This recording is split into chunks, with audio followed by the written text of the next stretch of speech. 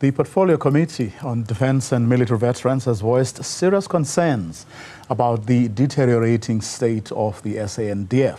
The committee raised these concerns during a roundtable discussion with academic experts earlier this week. For more on this, I'm now joined by Pikkie Greeff from the South African National Defence Union. Pikkie, a very good afternoon to you.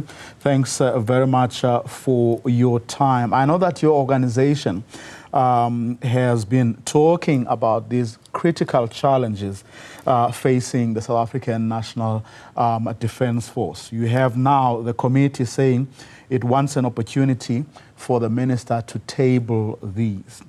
What's top of your list? I think one of the things that came out that we were top on our list as a union is the fact that the budget of the Defence Force and its mandate and what is expected of it as a Defence Force is mismatched. I think that's a very important point.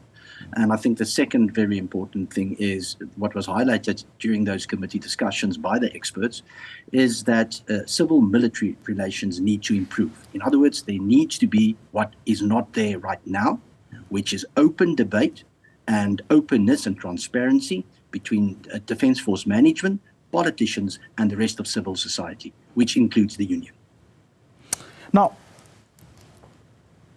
the chairperson of the committee uses a slightly different word to what is in which, but essentially says the same thing, that the SANDF's mandate is misaligned with its budget. But if someone was to unpack that, right, what exactly does that mean? And here's why, or the background to my question. There are people who have argued in the past that we're not fighting any wars, all right?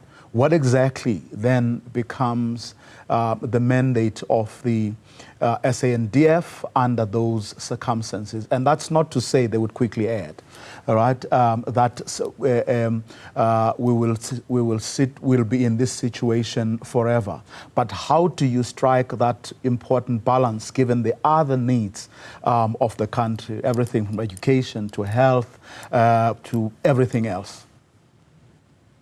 I think we need to look at it in the sense that one should not discard the military in favor of all the other aspects that you were mentioning. You know, no health system, no education system, no stable social system can exist without the security that the Defence Force provides for it.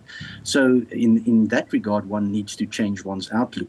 But I think also the second very important thing is that there's a lot of unclarity at this stage. And this was pointed out by the experts, and we tend to agree with them, about what exactly is the SANDF mandate, because it's just kind of been allowed to go on and on without proper debate, without proper planning, without proper consensus on what is the mandate and role of the SANDF going into the future. And this is why, and there wasn't enough attention paid to the budget. So while decisions were taken to deploy the Defence Force on a practical level, that doesn't always mean that there are the resources nor the funds, and sometimes even not the skills to have those deployments to take place successfully. And that exactly, I think, is the issue.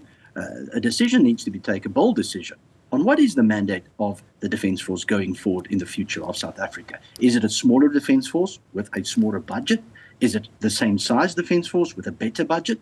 Or is it something else? That is something that needs to be decided very urgently. Is there consensus around what should be the mandate of the SANDF, given, of course, all the challenges that you yourself just outlined? I think the mandate of the SANDF is explained in the Constitution, which is to protect the integrity of South African borders and our sovereignty. Now, how that practically plays out, I think that's the thing that there's not consensus on. A lot of people disagree with the deployments that are taking place in Africa. Others say it is necessary for a peaceful Africa, which is one of the objectives that the SANDF has, according to its own planning. So I don't think there is consensus at this stage, but hopefully with the new situation that one is in, where there's a bit more of an inclusive government, perhaps that might change. But it needs to change very drastically, though.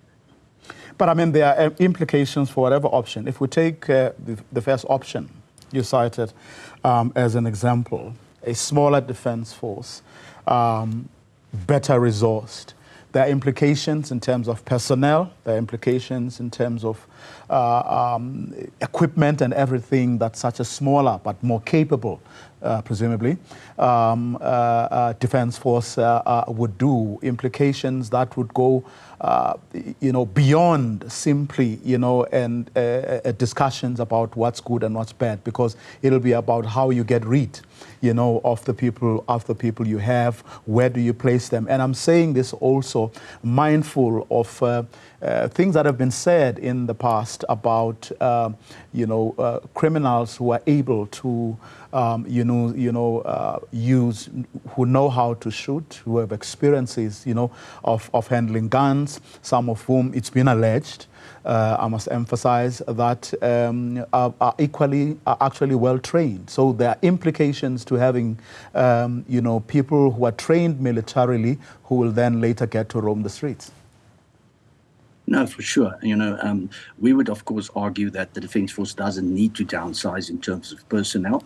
It needs to upsize in terms of budget and proper equipment and so on. And if there is some kind of a process whereby one wants to exit some of the older folk in the Defence Force and replace them with younger soldiers that are properly trained also, well, then one has to be very socially responsible about that, because this is not, as you point out, it's not only about military affairs and the SANDF, it's about society, the broader society. And we have to fix our backyard, so to speak, as far as veteran care is concerned. There's a lot of problems also around that area of South Africa, in the military veterans area. And so when we start exiting people, we must do so in a responsible way, in a way that we are sure that they are socially secure.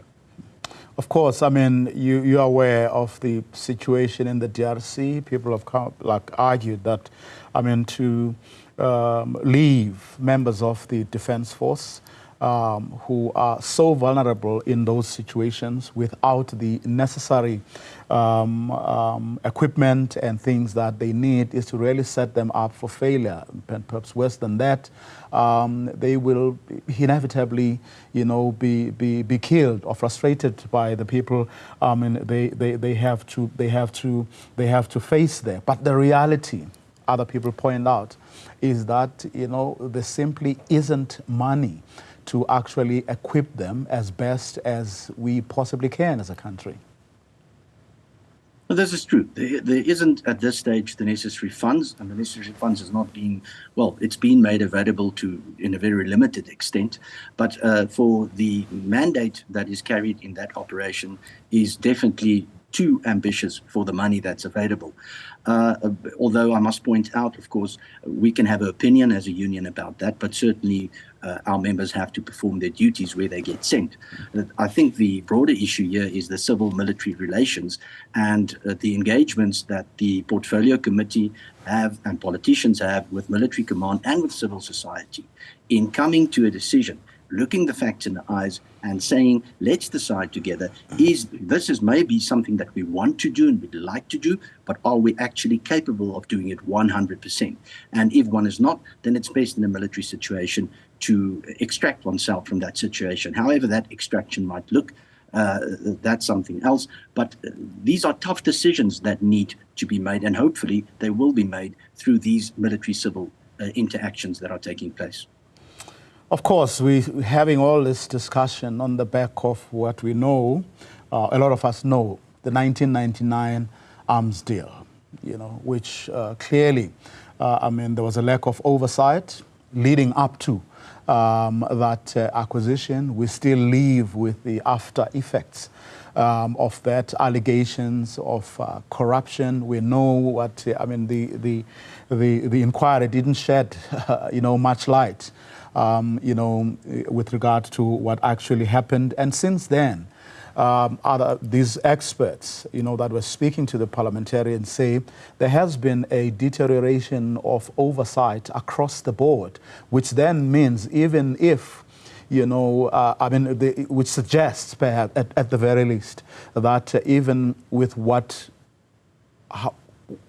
whatever we have in terms of money and resources, it may not necessarily be going to where it's supposed to be or to the right places. We don't know that precisely because there has been this deterioration when it comes to oversight.